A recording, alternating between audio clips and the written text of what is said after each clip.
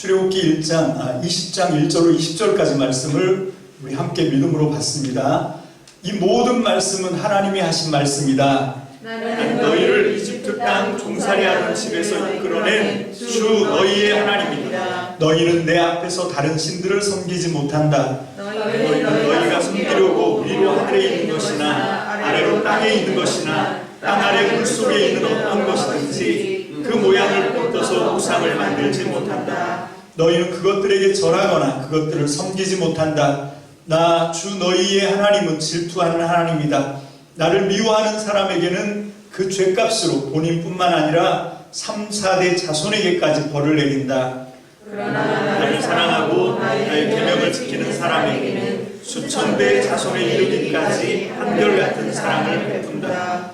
너희는 주 너희 하나님의 이름을 함부로 부르지 못한다. 주는 자기의 이름을 함부로 부르는 자를 죄 없다고 하지 않는다. 안식일을 기억하여 그날을 거룩하게 지켜라. 너희는 엿새 동안 모든 일을 힘써 하여라.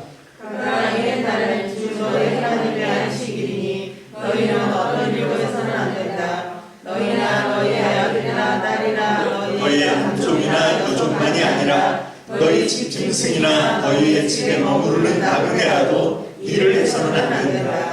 내가 엿새 동안 하늘과 땅과 바다와 그 안에 있는 모든 것을 만들고 일의 날에는 쉬었기 때문이다. 그러므로 나 주가 안식일을 복주고 그날을 거룩하게 하였다. 너희 부모를 공경하여라. 그래야 너희는 주 너희 하나님이 너희에게 준 땅에서 오래도록 살 것이다. 살인하지 못한다. 가면하지 못한다. 도둑질하지 못한다. 너희 이웃에게 불리한 거짓 증언을 하지 못한다. 너희 이웃의 집을 탐내지 못한다. 너희 이웃의 아내나 남종이나 여종이나 소나 나귀나 할 것 없이 너희 이웃의 소유는 어떤 것도 탐내지 못한다. 온 백성이 천둥소리와 번개와 발소리를 듣고 산의 연기를 보았다. 백성은 그것을 보고 두려워 벌칙이 물러섰다. 그들은 모세에게 말하였다. 어른께서 우리에게 말씀하십시오. 우리가 듣겠습니다. 하나님이 직접 우리에게 말씀하시면 우리는 죽습니다. 모세가 백성에게 말하였다. 두려워하지 마십시오. 하나님이 당신들을 시험하시려고 나타나신 것이며 당신들이 주님을 두려워하여 죄를 짓지 못하게 하시려고 나타나신 것입니다. 아멘. 기도합니다. 할렐루야. 살아계신 주님, 좋으신 아버지 하나님 감사합니다. 오늘도 우리가 주님 앞에 약속한 예배 시간에 우리가 하나님 앞에 모여서 주님을 찬양하고 주님께 우리의 마음과 정성을 다한 귀한 예물로 주님을 경배합니다. 아버지 하나님, 이 예배 순서를 따라 이제 우리가 주님의 말씀을 듣기 사모합니다. 오늘도 살아계신 하나님의 말씀, 진리의 음성을 우리에게 들려주셔서 주의 말씀을 통하여 우리가 생명이 되게 하시고 하나님의 뜻을 이루기에 부족함이 없는 능력이 말씀을 통하여 우리 안에 넘쳐나게 도와 주시옵소서. 전복을 주님께 의지합니다. 감사드리옵고 예수님의 이름으로 축복하며 기도합니다. 아멘. 할렐루야. 아멘. 지난주에 우리 출애굽기 19장을 통해서 왜 하나님께서 430년 동안이나 이집트 땅에 몸붙여 살고 있었던 자기 백성 이스라엘 자손을 이집트 왕 파라오의 손아귀에서 풀어서 탈출시키려고 모세를 찾고 모세를 닥달하고 그리고 이제 모세를 통해서 10가지 재앙 그런 사건들을 막 만들고 그리고 마지막에는 이집트의 특수병거 부대 최정예 부대를 수장 몰살 홍해 바다에서 완전히 다 몰살을 시키고 그러면서 이제 드디어 자기 백성 이스라엘 자손들을 이집트 땅에서 뽑아냅니다. 그런데 그걸로 끝난 게 아니죠. 그 이집트 땅에서 나오고 나서도 3개월이라고 하는 석 달이라고 하는 시간 동안 그 물 한 방울, 풀 한 폭이 나지 않은 광야에서 그 정말 힘든 여정의 과정들이 성경에 기록되고 있잖아요. 완전히 메마른 광야길 3개월. 이게 그냥 잠깐 있어도 정말 숨이 턱턱 막히고 살 길이 없는 게 광야거든요. 근데 거기를 무려 3개월이라고 하는 시간 동안 그냥 갑자기 쫓겨나다시피 길을 떠난 이스라엘 자손, 숫자가 또 성경에 기록된 대로 60만 명, 뭐 그 정도는 아니더라 하더라도 어쨌건 그 일단의 무리들을 끌고 나왔을 때 이게 얼마나 막막하겠습니까? 그래서 이 사람들이 그 3개월에 광야길을 지나오면서 여러 가지 사건들이 일어나요. 맨 처음에는 마라의 쓴물, 물을 발견하긴 했는데 이 샘을 발견했는데 이 물이 사람이 먹을 수 없을 정도로 너무 써서 막 사고가 난, 그게 이제 마라의 쓴물 사건. 그 다음에 16장에 가면 만나 메추라기, 먹을 게 없어요. 그래서 이제 하나님이 만나를 주시니까 이 만나 갖고는 안 되고 고기 먹던 생각난다 하니까 또 하나님이 아침에는 만나, 새벽에는 만나, 저녁에는 메추라기, 이렇게 하면서 이제 광야길을 도우시는 사건. 그리고 르비딤에서 물이 없다고 이제 아우성을 치니까 다른 말로 다투었다 그래서 이제 무리바라고 하는 그런 이야기가 또 성경에 기록되고 있고, 그게 17장이지요. 또 17장에는 이어서 아말렉이 쳐들어옵니다. 그래서 아말렉과 생사를 전투하는 그런 이야기가 나와 있고, 18장으로 넘어가면 미디안 제사장, 모세의 장인이었죠. 이드로가 그의 딸 십보라, 모세의 아내입니다. 그 십보라와 그 둘 사이에 낳던 두 아들, 큰 아들은 게르솜이고 둘째가 에베네셀, 그 두 아들을 데리고 이제 거기 찾아와요. 이렇게 찾아와서 에베네셀이 아니고 엘리에셀, 찾아와서 이제 만나는 사건. 그러면 여태까지 모세는 그 아내와 자식들과 같이 있지 않았다는 얘기잖아요. 왜 이렇게 됐냐면 이 강제할례 사건, 그 게르솜 아들을 이제 그 십보라가 자기 남편이 모세가 죽으려고 하니까, 그래서 이제 표피를 잘라서 그 살거죽을 이제 모세의 몸에다 대면서 나의 피남편이다 해가지고 넘어간 사건 있잖아요. 그걸 통해서 게르솜이 부상을 입은 거거든요. 그 아기가. 그래서 길을 같이 떠났어야 되는데 아기가 아프니까 처갓집에 머물러 있었던 거죠. 그리고 모세가 아론과 함께 만나서 이 모든 사건하고 이제 탈출해서 광야로 나왔다. 그리고 이제 그 미디안 지경이거든요. 시내산이. 그쪽 지역으로 들어왔다고 하니까 이 장인어른이 그 모세의 아내, 자기 딸이지만 이제 모세의 아내가 됐던 그 십보라와 그 자기들의 손주를 데리고 마중 나온 거예요. 마중 나와서 충고를 하나 하는데 보니까 이게 나오긴 나왔는데 숫자는 많은데 오합지졸인 거예요. 그래서 이런 상태로는 광야에서 생활하기가 힘들죠. 그래서 그 유명한 1000부장, 100부장, 50부장, 10부장 이런 규율을, 이런 조직 아주 정비를 쫙 알려준 겁니다. 그리고 난 다음에 이제 이스라엘 백성들이 오합지졸이었다가 이런 조직 정비로 이제 탈바꿈하는 그런 이야기가 18장에 나와요. 자, 이렇게 3개월 해프닝을 겪고 이제 드디어 시내산에 온 거거든요. 근데 이런 것들이 그냥 각각 무조건 그냥 어쩌다 우연히 일어난 해프닝처럼 생각하는데 아니라는 겁니다. 19장에서, 지난 시간 19장에서 우리는 이 모든 과정을 누가 계획하셨다는 거예요. 하나님이 아예 창조를 하기 전 그 창조 이전부터 하나님이 이걸 다 계획을 하고 계셨던 거죠. 그래서 하나님이 천지를 창조하셨는데 타락하잖아요. 타락하는 것도 하나님이 알았을까 몰랐을까? 제가 늘 창세기 말씀을 설교하면서 하는 얘기가, 만약에 그거 몰랐다면 하나님이 아닌 거지요. 하나님은 그것조차도 알고 있는 거예요. 인간의 이해 능력으로는 이거가 모순되는 것 같지만 그건 우리의 인식의 한계일 뿐이지, 하나님은 그래서 그때부터 미리 한 사람을 부르신 거예요. 이게 좀 웃깁니다. 하나님이 창조하신 세계가 망가졌는데 그걸 고치려고 하면, 그걸 이제 다시 바로잡으려고 하면 우리 생각에는 어떤 특별한 일을 할 것 같은데 하나님은 그냥 한 사람 딸랑 불러요. 어딥니까? 갈대아에 있었던 아브라함을 불러요. 근데 뭐 이 사람이 무슨 뭐 대단한 사람이 아닙니다. 진짜 제가 성지순례 갔다가 너무 실망한 게 정말 너무 보잘것이 없는 거예요. 강원도 땅만한, 경상북도 땅만한 그냥 조그만 땅덩어리. 지금은 또 거기에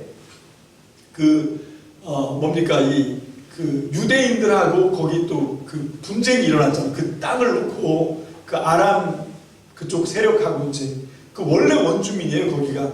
근데 갑자기 1948년에 유엔군 연합연맹이죠. 연합군. 하여튼 2차 세계대전을 승리한 이 연합군에서 이 강제로 거기를 이제 이스라엘 땅으로 아예 딱 못을 박은 거예요. 그러고 나니까 졸지에 땅을 뺏긴 사람들이 우리 같아도 그렇지요. 우리가 여태 살고 있었는데 뭐 그 1000년 전이야 누가 살았는지 그거 알 게 뭡니까? 이미 이 나라가 망한 건 주전 87년이에요. 그때 이미 망해서 거기서 쫓겨난 백성인데 그 2000년의 시간을 뛰어넘어서 이제 이게 자기네 땅이다 그러고 거기에 정부를 세우고 그 땅을 차지하니까, 그래서 그게 이제 팔레스틴 사람들하고 이제 분쟁이 일어나는 거죠. 어쩔 수가 없는 거예요. 그래서 지금도 굉장히 심각한 그런 다툼이 있는 지역인데, 거기를 성지순례 가서 보면 너무 이게 한심한 거예요. 아니 이렇게 좁은 땅덩어리에, 그것도 갈릴리 호수에 나사렛 촌동네에서 이 인류를 구원할 구세주 메시아가 태어났단 말이에요. 이게 하나님의 계획인데 이게 너무 좀 어설퍼 보이지 않습니까? 이게 너무 좀 이게 정말 이게 가능한 건가? 하나님이 그때 만약에 사람을 보고 어떤 일을 하셨다고 하면 이 이스라엘 땅 그 갈릴리 땅에서 하나님이 메시아를 보내지 않죠. 여러분, 오히려 바벨론이나 이집트나 이런 제국들, 힘 있는 사람, 로마나 이런 나라를 들어서 하나님이 망가진 세상을, 깨진 세상을 회복하시겠죠. 근데 하나님이 그렇게 하지 않습니다. 그래서 우리에게 소망이 있는 거예요. 정말 지지리도 가진 게 없고 자랑할 게 없고 아무것도 아닌 것 같은 사람, 그게 바로 하나님이 쓰시는 사람입니다. 이게 고린도전서 1장의 말씀 아닙니까? 그래서 하나님은 지금도 저와 여러분들에게 소망을 주시려고 하나님이 그렇게 정말 아브라함 한 사람을 부르시고, 그 아브라함도 땅도 없어요. 나그네로 떠돌면서 그렇게 비참한 생활하는 것이 쭉 적혀 있는데, 그런데 중요한 건 뭔가 하면 그 사람 됨됨이가 아니라는 거죠. 정말 중요한 건 보이지 않지만 그 사람 속에 심겨진 하나님의 말씀이 있는 거예요. 하나님의 언약이 있는 겁니다. 여러분, 이게 능력인 거죠. 이게 힘입니다. 그래서 하나님이 아브라함에게서 이 소망을 두시고 결국 그 이스라엘 자손을 들어서 이제 하나님의 역사를 시작하시는 거죠. 그걸 하려고 출애굽기 19장에 하나님이 부르셨다. 목적이 있는 거예요. 그러니까 우리가 하나님을 찾고 우리가 하나님을 부른 게 아니라 하나님이 내가 너희를 지명했고 내가 너희를 불렀다 말씀하고 있습니다. 그게 이사야서 43장에 너무 잘 나와 있어요. 그래서 우리가 이사야 43장 우리 함께 좀 길지만 한번 오늘 말씀을 생각하면서 우리가 함께 받들어 읽습니다. 이사야 43장 1절로 28절 제가 새 번역으로 여러분들에게 카톡에 올려드렸습니다. 자, 다 함께 읽습니다. 시작. 그러나 이제 야곱아, 너를 창조하신 주님께서 말씀하신다. 이스라엘아, 너를 지으신 주님께서 말씀하신다.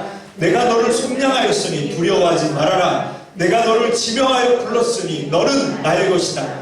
내가 물 가운데로 건너갈 때에 내가 너와 함께하고 내가 강을 건널 때에도 물이 너를 침몰시키지 못할 것이다. 내가 불속을 걸어가도 그을리지 않을 것이며 불꽃이 너를 태우지 못할 것이다. 나는 주 너희 하나님이다. 이스라엘의 거룩한 하나님이다. 너의 구원자다. 내가 이집트를 속량물로 내주어 너를 구속하겠고 너를 구속하려고 너 대신에 에티오피아와 스바를 내주겠다. 내가 너를 보배롭고 존귀하게 여겨 너를 사랑하였으므로 너를 대신하여 다른 사람들을 내주고 너의 생명을 대신하여 다른 민족들을 내주겠다. 내가 너와 함께 있으니 두려워하지 말아라. 내가 동쪽에서 너의 자손을 오게 하며 서쪽에서 너희를 모으겠다. 북쪽에다가 이르기를 그들을 놓아 보내라 하고 남쪽에다가도 그들을 붙들어 두지 말아라. 나의 아들들을 먼 곳에서부터 오게 하고 나의 딸들을 땅 끝에서부터 오게 하여라. 나의 이름을 부르는 나의 백성, 나의 영광을 돌리라고 창조한 사람들, 내가 빚어 만든 사람들을 모두 오게 하여라 하고 말하겠다. 백성을 법정으로 데리고 나오너라. 눈이 있어도 눈이 먼 자요, 귀가 있어도 귀가 먹은 자다. 열방과 문민족도 함께 재판정으로 나오너라. 그들의 신들 가운데서 어느 신이 미래를 예고할 수 있느냐? 그들 가운데서 누가 이제 곧 일어날 일을 예고할 수 있느냐? 그 신들이 증인들을 내세워서 자신들의 옳음을 증언하게 하고 사람들 앞에서 증언하게 하여서 듣는 사람마다 그것이 사실이라고 말하게 하여 보아라. 주님께서 말씀하신다. 너희는 나의 증인이며 내가 택한 나의 종이다. 이렇게 한 것은 너희가 나를 알고 믿게 하려는 것이고 오직 나만이 하나님을 깨달아 알게 하려는 것이다. 나보다 먼저 증을 받은 신이 있을 수 없고 나 이후에도 있을 수 없다. 나 곧 내가 주이니 나 말고는 어떤 구원자도 없다. 바로 내가 승리를 예고하였고 너희를 구원하였고 구원을 선언하였다. 이방의 어떤 신도 이렇게 하지 못하였다. 이 일에 있어서는 너희가 나의 증인이다. 내가 하나님이다. 주님께서 하신 말씀이다. 태초부터 내가 바로 하나님이다. 내가 장악하고 있는데 빠져나갈 자가 누구냐? 내가 하는 일을 누가 감히 돌이킬 수 있느냐? 너희들의 속량자시오 이스라엘의 거룩하신 분이신 주님께서 이렇게 말씀하신다. 내가 바빌론에 군대를 보내어 그 도성을 치고 너희를 구하여 내겠다. 성문 빗장을 다 부수어버릴 터이니 바빌로니아 사람이 아우성이 통곡으로 바뀔 것이다. 나는 주 너희의 거룩한 하나님이며 이스라엘의 창조자여 너희의 왕이다. 내가 바다 가운데 길을 내고 거센 물결 위에 통로를 냈다. 내가 병거와 말과 병력과 용사들을 모두 이끌어내어 쓰러뜨려서 다시는 일어나지 못하게 하고 마치 꺼져가는 등잔 심지같이 꺼버렸다. 나 주가 말한다. 너희는 지나간 일을 기억하려고 하지 말며 옛일을 생각하지 말아라. 내가 이제 새 일을 하려고 한다. 이 일이 이미 드러나고 있는데 너희가 그것을 알지 못하겠느냐? 내가 광야에 길을 내겠으며 사막에 강을 내겠다. 들짐승들도 나를 공경할 것이다. 이리와 타조도 나를 찬양할 것이다. 내가 택한 내 백성에게 물을 마시게 하려고 광야에 물을 내고 사막에 강을 내었기 때문이다. 이 백성은 나를 위하라고 내가 지은 백성이다. 그들이 나를 찬양할 것이다. 야곱아 너는 나를 부르지 않았다. 이스라엘아 너는 오히려 나에게 실증을 느낀다. 너는 나에게 양의 번제물을 가져오지 않았고 제물을 바쳐도 나를 높이지도 않았다. 내가 예물 때문에 너를 수고롭게 하지 않았고 유향 때문에 너를 괴롭게 하지도 않았다. 너는 나에게 바칠 향도 사지 않았으며 제물의 기름으로 나를 흡족하게 하지도 않았다.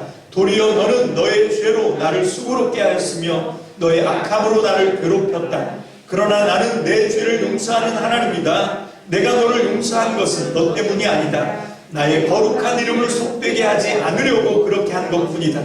내가 더 이상 너의 죄를 기억하지 않겠다. 나에게 상기시키고 싶은 일이 있느냐? 함께 판가름을 하여 보자. 내가 옳다는 것을 나에게 증명하여 보아라. 너희의 첫조상부터 나에게 죄를 지었고 너희의 지도자들도 나를 반역하였다. 그래서 내가 성소의 지도자들을 속되게 하였으며 야곱이 진멸을 받게 버려두었고 이스라엘이 비방거리가 되게 버려두었다.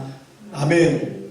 자, 이게 하나님이 지금 이집트에서 살고 있었던 430년 동안 살고 있었던 이스라엘 백성, 이스라엘 자손들을 이렇게 끄집어내서 여러 가지 사건들을 통해서 이렇게 한 것은 이 이스라엘 자손이 어떤 목적을 가지고 어떤 의도를 가지고 한 일이 전혀 아니라는 거지.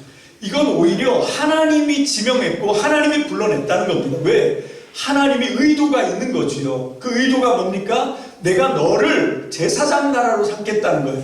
내가 너를 통해서 내가 누군지를 세상에 증명하는 너를 내 증인으로 삼겠다는 겁니다. 그래서 이스라엘 백성을 통해서 하나님은 온 세계 열방 모든 민족 모든 생명을 구원하실 계획을 가지고 지금 이 일을 하고 있는 거지요. 근데 이스라엘 백성들이 자꾸 착각을 하는 겁니다. 유대인들이 가장 비참한 게 뭔가 하면 여러분 이 목적, 그 하나님이 부르신 그 목적이 우선이고 그 일을 이제 왜 불렀냐 이게 목적이거든요. 하나님이 이스라엘 백성, 이스라엘 자손을 불렀어요. 왜? 라고 하는 문제입니다. 왜 불렀지? 이거는 목적을 얘기하는 거죠.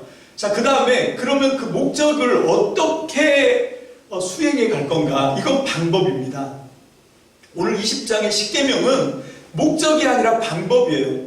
하나님이 그렇게 자기 목적을 가지고 이스라엘 백성들을 만세 전부터 하나님이 태초 전부터 계획하신 대로 그 이스라엘 자손들을 불러내서 자기 백성이 되려고 지금 계약을 하는 그 과정에서 이제 목적은 이미 클리어하게 말씀하셨고 그 목적을 어떻게 수행할 건가라고 하는 방법의 문제, 그걸로 이제 하나님이 뭘 주셨냐면 십계명을 주셨다라고 하는 거죠.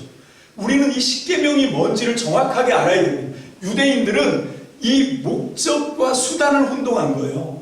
그래서 수단, 방법으로 준 이 십계명을 목적으로 삼고, 그래서 우리는 하나님께 율법을 받았다, 이게 자랑거리인 거예요. 우리는 이 율법을 지킨다, 그러니까 이게 내가 대단한 사람이라는 증명입니다. 여러분 여기서 이 십계명에서 가장 중요한 계명 중에 하나가 우상 숭배하지 말아라. 그러면 우상 숭배가 뭡니까?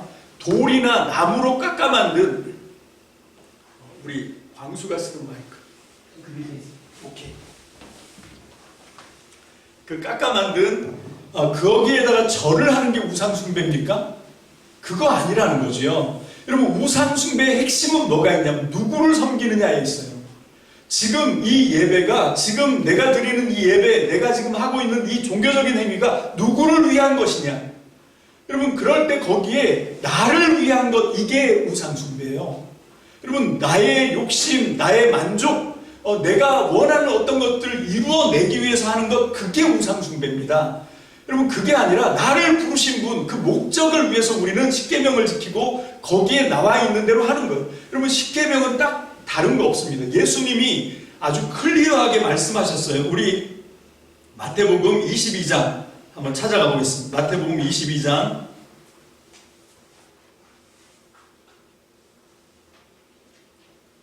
36절로 40절입니다.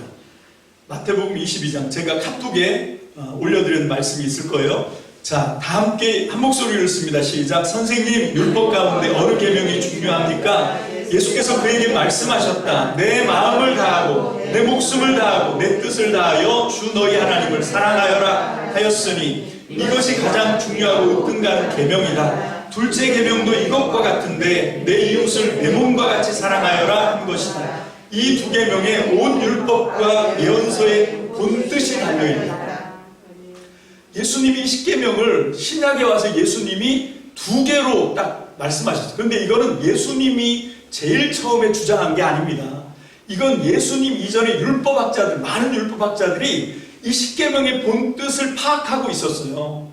그 의미를 파악하고 있어서 첫 번째 1계명부터 4계명까지는 하나님 사랑이고 5계명부터 10계명까지는 사람 사랑이고 이거를 알고 있었단 말이에요.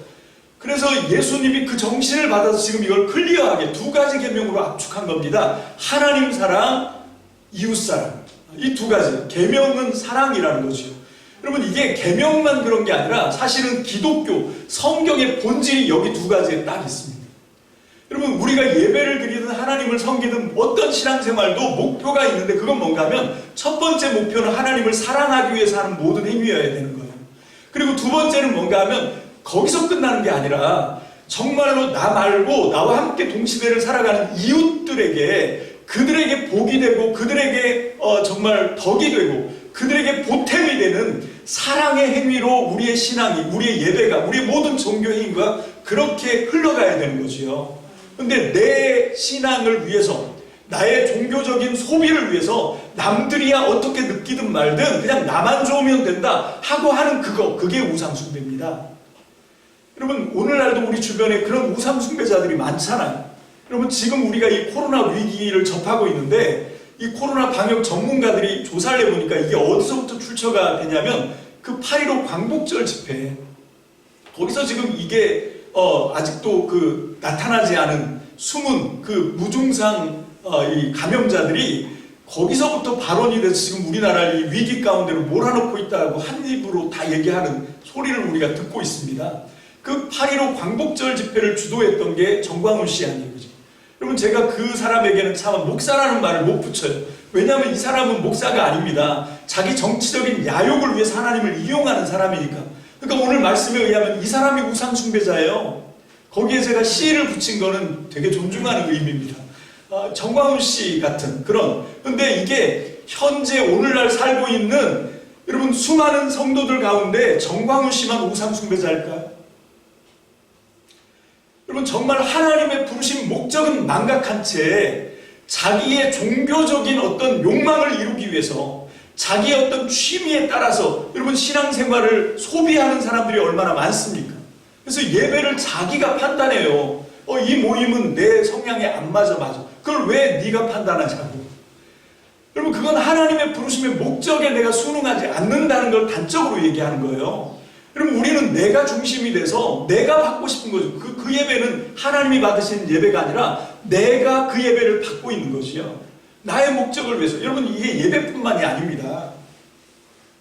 여러분, 기도는 어떻습니까? 기도, 우리의 필요, 우리는 연약하기 때문에 아까 우리 찬양한 것처럼 주여 우리는 연약합니다. 그래서 우리는 하나님께 수없이 많이 도와달라고 기도를 해야만 돼요. 근데 그렇게 기도를 하면서 우리는 경험상 알죠. 기도해봐도 소용없습니다. 기도에서 뭐가 달라지는 게 있나요? 여러분, 그런데 그건 왜 그런가 하면 나를 위해서 구하기 때문에 그래요. 그럼 기도를 하는 게 출발이 나의 필요를 구하는 기도. 물론 주님이 일용할 양식을 구하라고 말씀하셨어요. 여러분 그렇지만 정말 성경이 말씀하고 있는 기도는 우리의 필요를 구하는 수단이 아니라는 겁니다. 여러분 기도에 있어서 가장 중요한 건 하나님의 뜻을 이루기 위해서 사용해야 되는 게 기도지. 여러분 그거는 아랑곳 없이 그거는 집어치워버리고 내가 원하는 거 이루어주세요. 그러면 그게 도깨비 방망이랑 여러분 알라딘의 요술램프의 그 요정 진이랑 다를 바가 뭐가 있습니까? 똑같이 취급되는 거 아니에요. 그렇게 하면서 기도가 뭔지도 모르고 그렇게 하면서 기도해봐도 소용없다 이렇게 얘기하는 건 성경에서 말씀하고 있는 기도가 뭔지를 모르는 거예요. 여러분 기도에도 항상 기도보다 먼저 말씀이 앞에 가야 됩니다. 하나님의 말씀을 받는데 이 말씀이 진리인데 그런데 그게 내 상황에서 이루어지지 않는 거예요. 나의 필요가 아니라 하나님 왜 이 말씀이 나에게는 진리가 안 됩니까? 왜 이 말씀이 나에게는 이루어지지 않습니까? 그리고 그 말씀이 내 삶에서 이루어지게 해달라고 기도해 보세요. 기도가 응답되지 않는 게 있나? 다 응답됩니다. 하나님이 기도 응답 바로바로 주시는 거예요. 여러분 기도는 이럴 때 하는 겁니다. 내 필요가 아니라 하나님이 나를 부르셨는데 그 하나님의 말씀에 그 나를 부르신 목적들이 다 있는데 이 하나님의 진리의 말씀이 나한테는 해당이 안 되는 것 같을 때 그 하나님의 말씀을 붙들고 기도의 자리로 들어가시는 거죠. 그래서 하나님 이 말씀이 내 삶에서 진리로 그대로 살아계신 하나님의 말씀으로 이루어지게 해주십시오라고 기도하면 하나님이 반드시 응답해 주십니다. 근데 우리가 이 말씀 없이 기도를 하려고 하는 거예요. 여러분들의 기도 생활을 좀 돌아보십시오. 나는 지금 말씀을 이루기 위해서 말씀이 성취되기 위해서 기도하는 사람인지 아니면 말씀 같은 건 상관없고 그냥 내 형편과 처지 상황만 쳐다보고 하나님 이것도 주시고 저것도 주시고 잠언에서 말하자면 거머리의 모녀라고 맨날 다고다고 한다고. 여러분 이런 게 주여 하는 거지요. 예배도 마찬가지입니다. 여러분 우리가 왜 예배합니까? 여러분 이런 거예요. 뭐냐면 회심하고 거듭나지 않은 사람은요 예배할 수 없습니다. 그런 사람이 예배해도 하나님 못 만납니다. 어떻게 저렇게 장담하냐고. 이건 제가 하는 얘기가 아니라 예수님이 하신 말씀이에요. 여러분 요한복음 한번 찾아가 봅니다. 요한복음 이게 뒤죽박죽 됐네요. 3장입니다. 요한복음 3장 3절 5절 두 군데만 보겠습니다. 요한복음 3장 3절로 5절 자, 다 함께 읽습니다. 시작. 예수께서 그에게 말씀하셨다. 내가 진정으로 너에게 말한다. 누구든지 다시 나지 않으면 하나님 나라를 볼 수 없다. 예수께서 대답하셨다. 내가 진정으로 너에게 말한다. 누구든지 물과 성령으로 나지 아니하면 하나님의 나라에 들어갈 수 없다. 예외가 없다는 겁니다. 그럼 먼저 중요한 건 하나님의 진리의 말씀 앞에 나를 돌아보고 그 생명의 말씀 앞에 내가 거듭나야 된다는 거예요. 내가 하나님의 사람으로 하나님의 백성으로 거듭나야만 하나님의 나라를 볼 수 있고 여러분 하나님의 나라를 본 자가 예배하는 거거든요. 여러분 하나님의 말씀이 인격으로 와서 부딪히고 이 하나님의 살아있는 말씀을 내가 경험해 봐야 거기서 내가 하나님 앞에 감사가 터져나오고 그 감사의 행위가 뭔가 하나님께 경배하는 거거든요.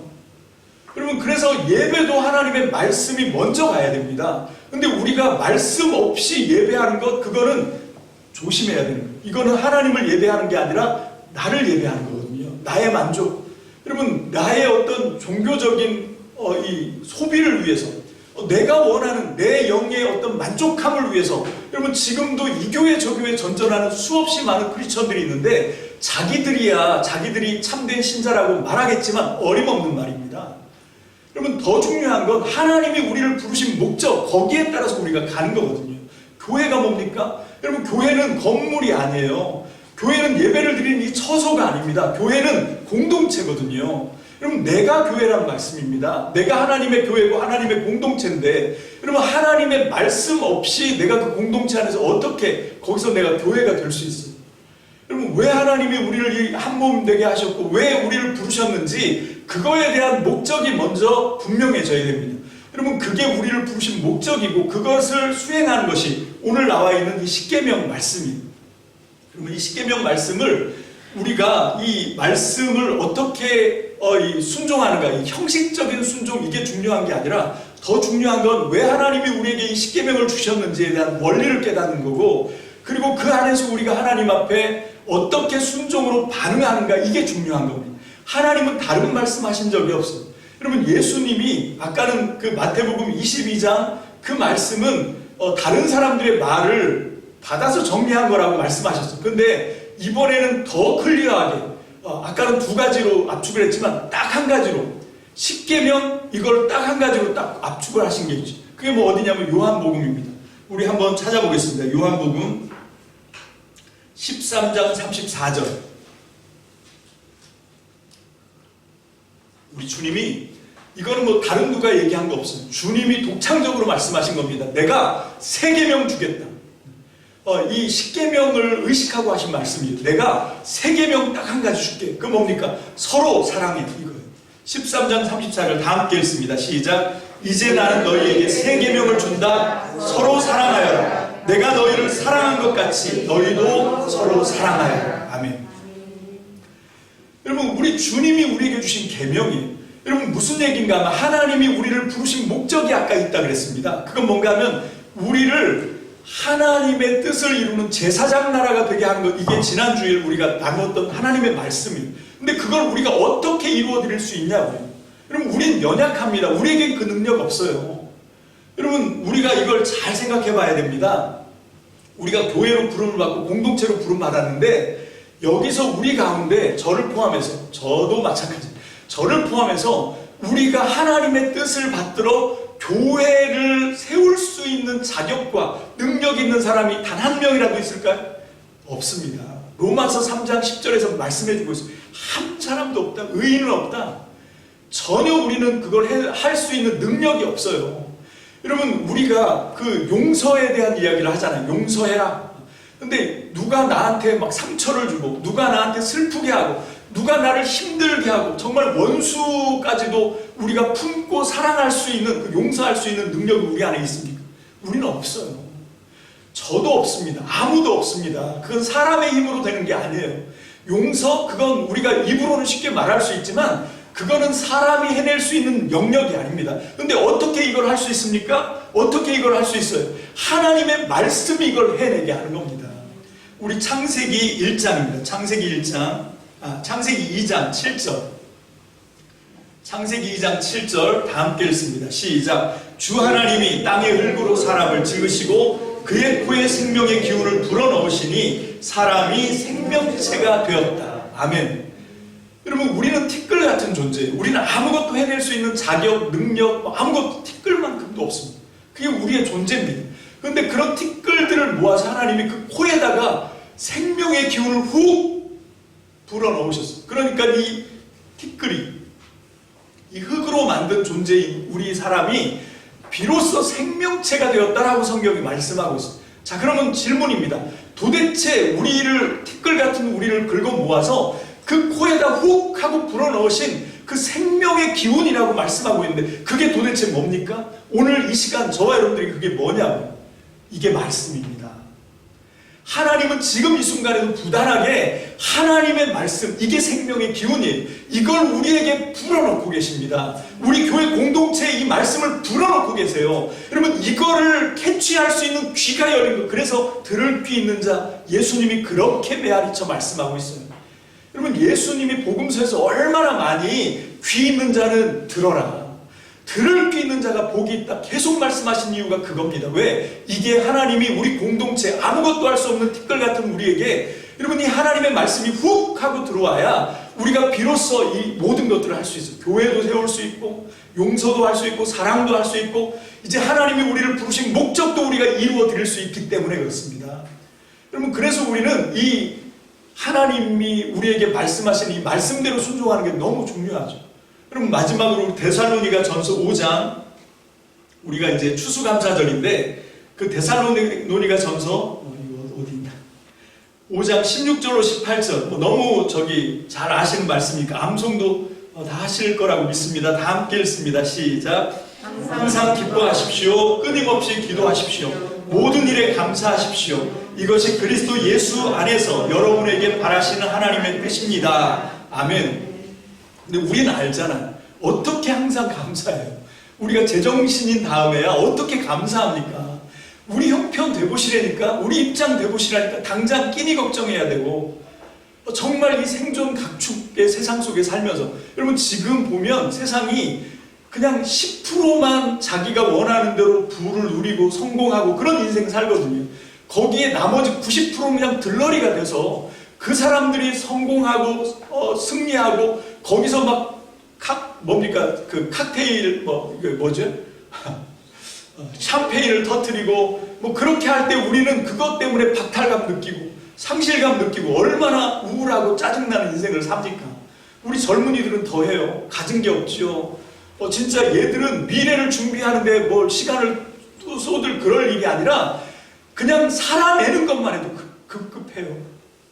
우리 자녀들이 정말 너무 딱한 거예요. 여러분 물론 저희 때는 얘들이 누리는 것처럼 뭐 그런 첨단 문화 이런 건 없었지만 그래도 우리는 꿈이라는 걸 꾸잖아요. 미래에 대해서 막연하지만 꿈도 꾸고 어느 정도 준비할 수 있는 여유 이런 게 있었는데 요즘의 젊은이들은 그렇지가 못해요. 요즘의 젊은이들은 정말 우리의 자녀 세대들은 그냥 생존에 거기서 탈락 안 되는 것만 해도 그냥 근근히 버티는 것만 해도 이게 그냥 진짜 너무 잘하는 거예요. 그래서 그냥 끈질기게 버티라. 내가 우리 애들한테 해주고 싶은 말이 그냥 쉽게 포기하지 말고 끝까지 이 악물고 버텨야 돼. 이럴 수밖에 없이 얘기해 줄 수밖에 없는 그런 세상을 살고 있어요. 근데 어떻게 항상 기뻐해요? 어떻게 항상 범사에 감사합니까? 이건 불가능한 얘기지요. 여러분 하나님의 말씀이 내 인격 안에 부딪혀오고 하나님의 말씀의 능력이 생명의 기운으로 내게 불어넣어져야 불가능해 보이는 세상을 뒤집어 엎고 비로소 항상 감사할 수 있는 거예요. 하나님의 능력이 아니면 우리에게 주어진 환경, 조건, 형편을 쳐다보면 우리는 이거 도저히 할 수가 없어요. 자, 그런데 이제 추수감사절이니까 한번 생각해 보면 도대체 우리가 감사를 해야 되는데 감사해야 되는 건 알잖아 머리에서 그지? 근데 왜 우리의 삶에서는 감사가 이렇게 인색할까요? 한번 조용히 여러분들의 1년 동안 살아온 삶을 돌아보세요. 한번 돌이켜놓고 생각해 보십시오. 여러분들은 그 1년을 살아오면서 얼마나 많이 감사로 하나님 앞에 반응을 했는가? 우리 주위의 사람들에게 얼마나 많이 고마워하고 감사하고 여러분 그런 마음들을 표현하고 살았는가 한번 생각해 보시라고. 우리에게 주어진 여러 가지 조건들과 상황들 속에서 왜 우리는 그렇게 감사해야 된다고 말씀이 끊임없이 얘기하고 있고 한데 왜 우리는 감사가 반응으로 나타나지가 않을까? 그러면 우리는 좀 뭔가를 알아야 돼. 뭘 알아야 되냐면 도대체 감사의 대척점 반대쪽에 뭐가 있길래 그런가? 도대체 그놈이 있어가지고 우리의 마음속에 딱 도사리고 있어서 우리가 감사를 해야 되는 순간에 그 감사를 못하도록 그 감사를 이렇게 막아버리는 그 뭐가 있는 거예요. 그거가 뭐냐면 감사의 반대말이 뭔지를 알아야 돼요. 여러분 감사의 반대말이 뭐라고 생각하십니까? 뭐냐면 당연하지.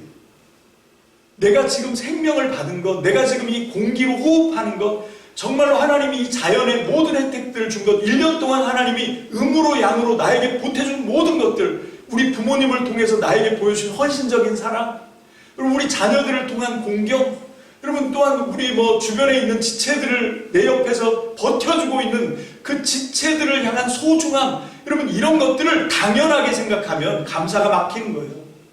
그게 왜 당연합니까?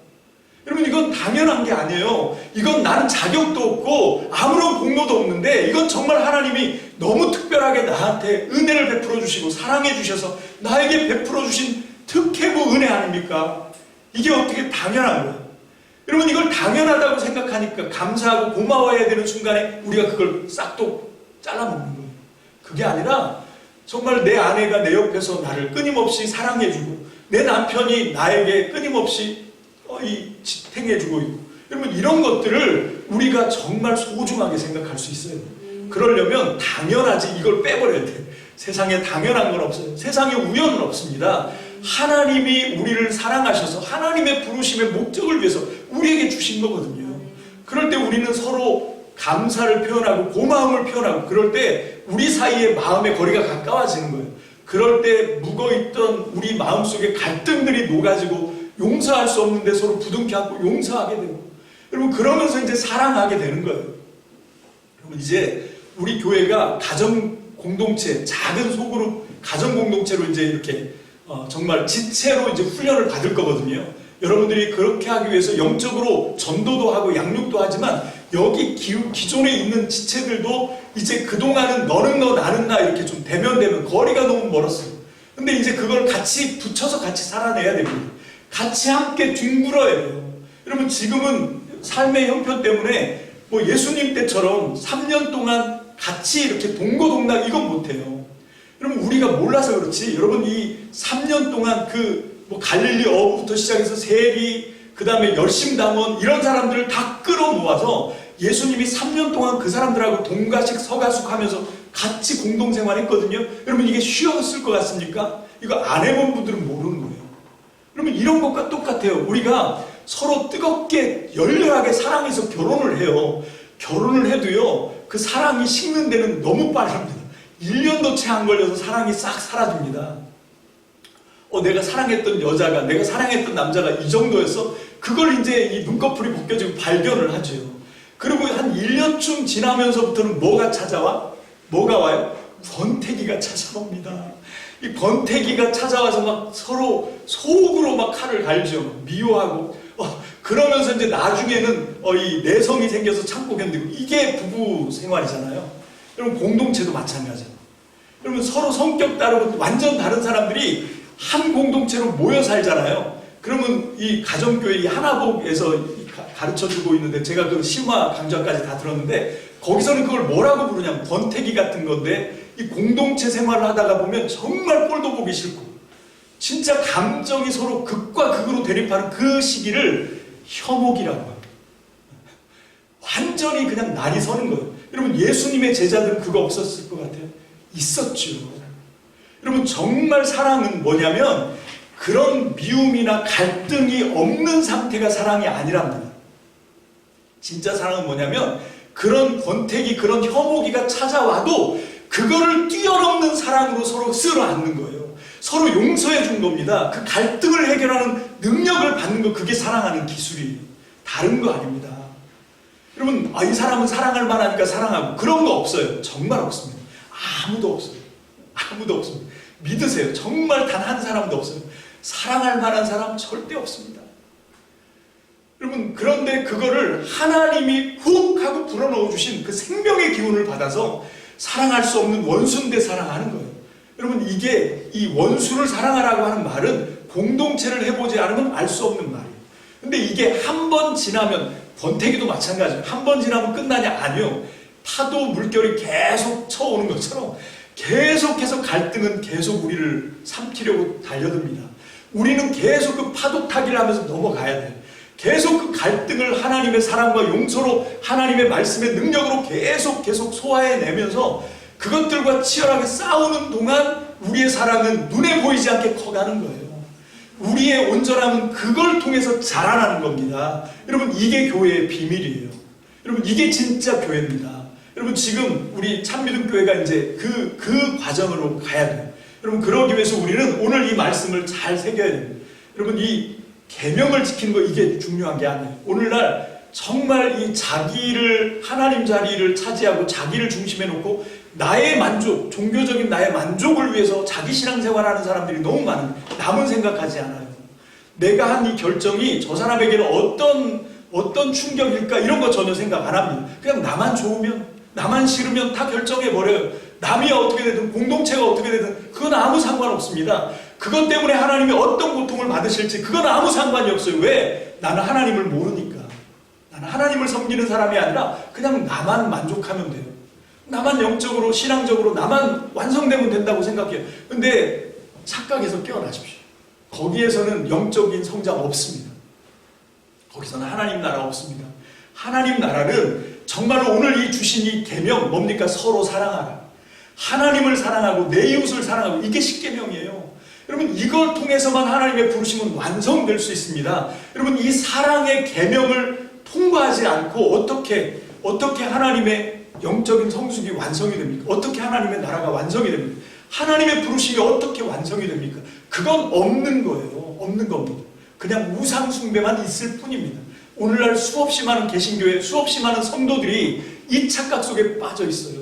그래서 더 좋은 말씀, 더 좋은 예배 장소 찾아가는데 거기서 못 견딥니다. 그걸로 뭐가 되는 게 아니에요.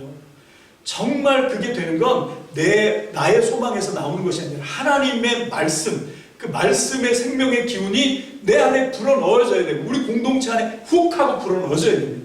그래서 그 말씀을 붙잡고 사랑할 수 없는 사랑을 사랑으로 품고 용서할 수 없는 사람을 품어주고 그러면서 하나님의 이 부르심의 목적을 이루어가는 여러분 이 순종이 저와 여러분들 가운데 있어지게 되시길 주님의 이름으로 축복합니다. 한 가지만 더 강조합니다. 그러기 위해서는 진리에 목말라 해야 돼요. 하나님의 말씀을 사모해야 됩니다. 여러분 이걸 목사 한 사람에게만 맡기지 마세요. 목사 저한테만 의존하시면 안 됩니다. 여러분 구약 성경 말씀이 대부분 아주 이해하기 쉽게 이야기체로 되어 있는 거 아십니까? 여러분 신약 성경의 말씀이 헬라어로 쓰여졌는데 그 헬라어가 무슨 고급 헬라어가 아니에요. 굉장히 쉬운 시장바닥에서 써먹는 그런 언어로 쓰여졌습니다. 왜? 아무나 듣고 아무나 읽고 이해하기 쉬우라고. 여러분 이게 가끔가다 나쁜 목사들이 하나님의 말씀을 되게 어렵게 저같이 어렵게 막 이렇게 하는 거죠. 이거는 되게 불손한 의도입니다. 자기 혼자 독과점 하려고 다른 사람한테 안 뺏기려고 그렇게 하는 아주 얕은 술수일 뿐이지 하나님의 말씀은요 진짜 어린아이가 들어도 할머니가 들어도 그게 진리로 와닿을 수 있는 너무 쉬운 말씀이에요. 근데 문제는 뭔가 하면 우리가 배가 불러요. 하나님의 말씀 진리에 목마르지 않고 하나님의 말씀에 갈급함이 없으니까 배부른 사람에게는 아무리 기가 막힌 요리도 그냥 무용지물 아닙니까? 그래서 우리가 먼저 이 영적인 갈급함, 진리에 대한 그런 목마름, 여러분 이걸 좀 회복해야 돼요. 다른 게